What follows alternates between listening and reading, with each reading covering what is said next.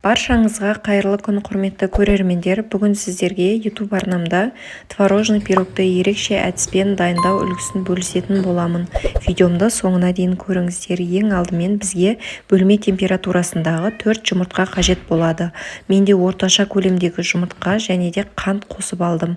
Барлығын жақсылап араластырып аласыздар. Қантты толық еріп, осылай көпіршік масса болғанға дейін араластырасыздар. Одан кейін осылай сұйық майды қосып алдым.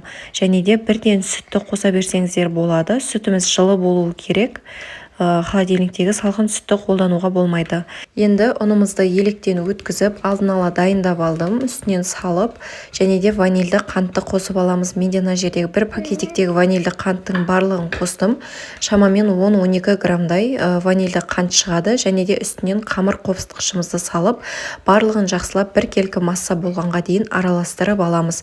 Арасында түйіршігі жүрмеу керек. Енді салмасын дайындаймыз. Ол үшін бізге творог қажет болады. Менде мына жерде домашний қолдың творогы 700 граммдай. Енді үстінен 2 жұмыртқаны шағып аламыз. Орташа көлемдегі 2 жұмыртқа және крахмал қажет болады. Кукурузный крахмалдан бір ас қасық салдым және 80 граммдай қант қосып барлығын араластырып, бір келкі масса болғанша араластырып аламыз. Арасында түйіршік болуы мүмкін, ол ештеңе етпейді. Енді табамызға, үлкендеу табамызға қамырымызды құйып орналастырып аламыз. Ол үшін бізге пергамент қажет болады. Егер де ондай болмаған жағдайда табаңызды алдын ала майлап алғандарыңыз дұрыс. Енді қамырымызды осылай лопатканың көмегімен барлығын шетіне жеткізіп жағып аламыз. Бізге кондитерлік мешок қажет болады. Егер де ол болмаған жағдайда салафанмен істесеңіздер де болады. Басын ұшын қырқып, осылай қамырымыздың үстіне видеода көрсетілгендей етіп құйып шығасыздар. Яғни мен мына жерде решетка жасап шықтым. Өте оңай жасалу жолы, және де жұп-жұмсақ керемет болып шығады шаймен ішкенге.